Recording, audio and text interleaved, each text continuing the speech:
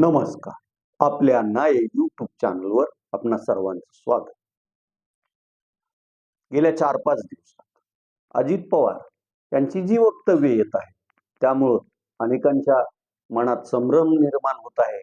अनेकांना आता दादाला नेमकं काय झालं असं वाटू लागलं आहे.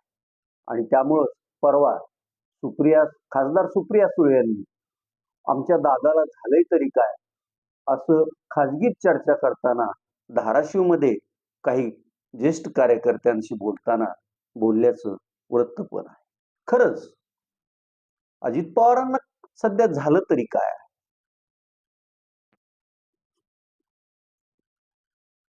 राज्याच्या अर्थसंकल्पात त्यांनी जी महत्वाकांक्षी अशी लाडकी बहीण योजना सादर केली आणि तिला मंजुरी दिली. आणि आता मुख्यमंत्री लाडकी बहीण या योजनेखाली अनेक बहिणींच्या खात्यात गेल्या 2 दिवसापासून पैसे पण यायला सुरुवात झाली. ह्याच्यात एका कार्यक्रमात बोलताना ते म्हणाले, एक बहीण नाराज असल्यामुळं मी इतर बहिणींना माझ्या बरोबर घेण्याचा प्रयत्न करत आहे. या त्यांच्या बोलण्यात ते त्या समारंभात बोलून गेले, पण त्यांच्या मनात जी खंत आहे की त्यांच्या सख्या चुलत बहीण सुप्रिया सुळे आणि त्यांच्यात 2 वर्षापूर्वी अजित पवार यांनी केलेल्या पक्षातील बंडामुळं आणि शरद पवार यांच्याशी त्यांनी घेतलेल्या फारकतीमुळं हे त्यांच्या मनात आतून खंत वाटत असणार हे त्यातून जाणवलं. त्यानंतर लगेच एका कार्यक्रमात बोलताना त्यांनी कार्यक्रमात नाही तर एका चॅनलला मुलाखत देताना त्यांनी 2024च्या लोकसभा निवडणुकीत आपल्या पत्नी सुनेत्रा पवार यांना लोकसभेची उमेदवारी देणं ही चूकच होती, हेही त्यांनी अगदी प्रांजळपणे सांगून टाकलं. त्यानंतर लगेच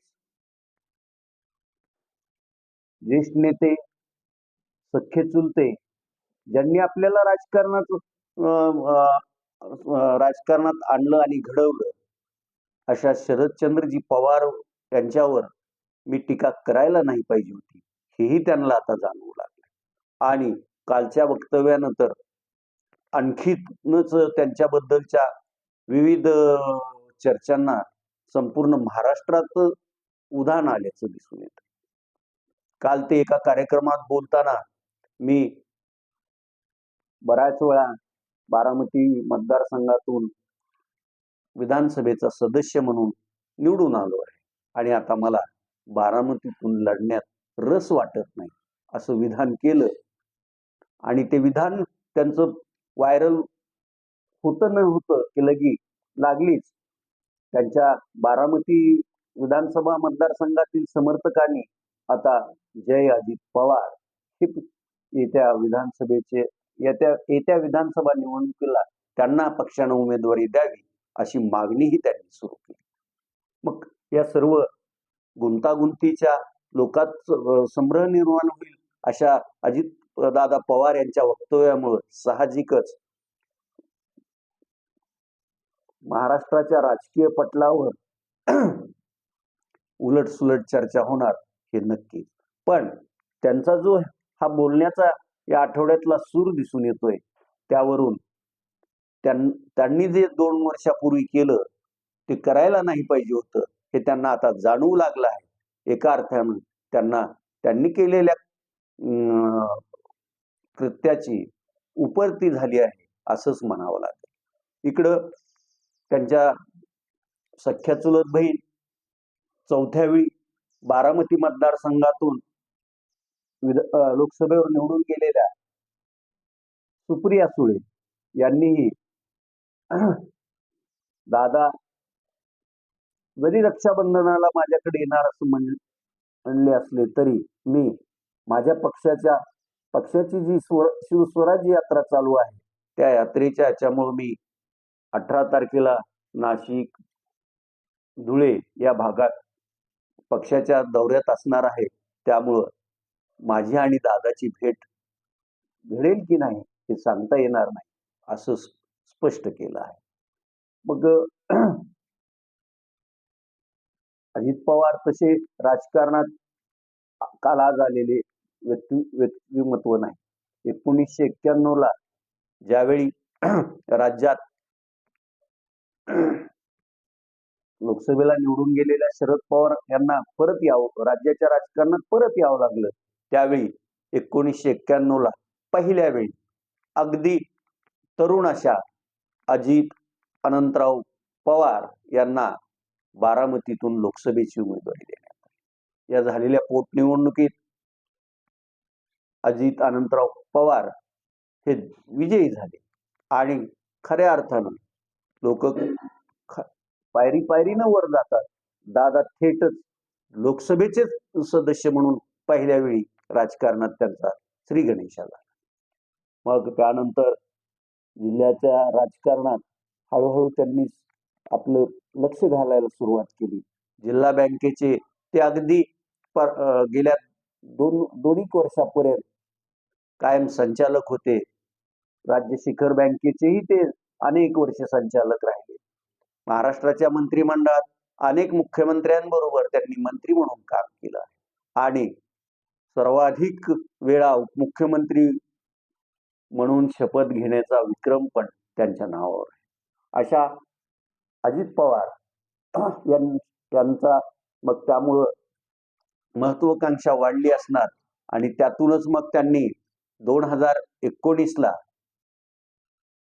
त्यांचे सख्खे चुलते ज्येष्ठ पक्षाचे ज्येष्ठ नेते, पक्षाचे राष्ट्रीय अध्यक्ष असलेल्या शरद पवार यांना काही न कल्पना देताच अचानक भाजप बरोबर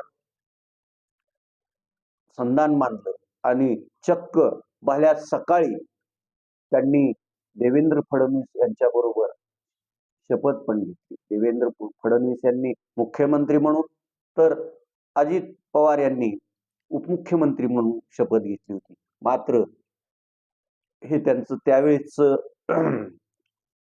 बंडाचं नाट्य जास्त काळ टिकलं नाही आणि अवघ्या 2 दिवसातच त्यांना परत माघार घ्यावी लागली.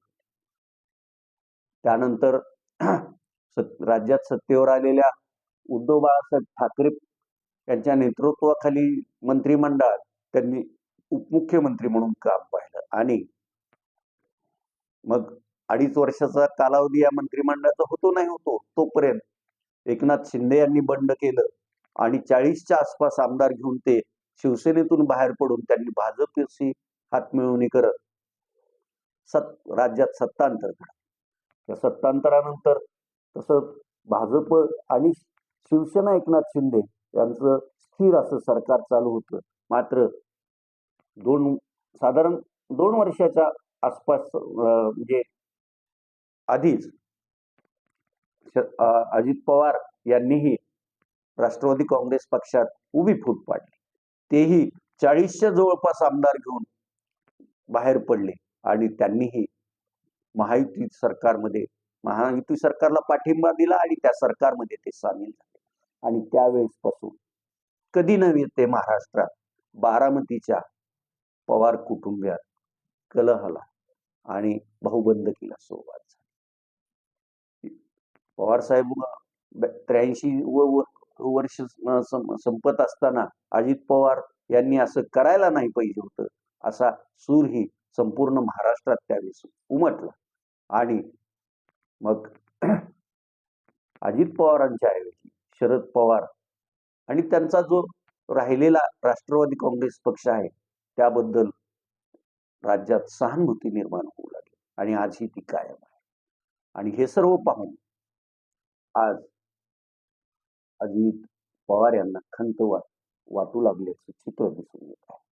तसे गोविंदराव आणि शारदाताई पवार यांना मुलं आप्पासाहेब, त्यानंतर अजित दादांचे वडील अनंतराव, शरदचंद्रजी पवार, प्रताप पवार, यात अनंतराव पवार त्यांचे ज्येष्ठ पुत्र हे अजित पवार आहे.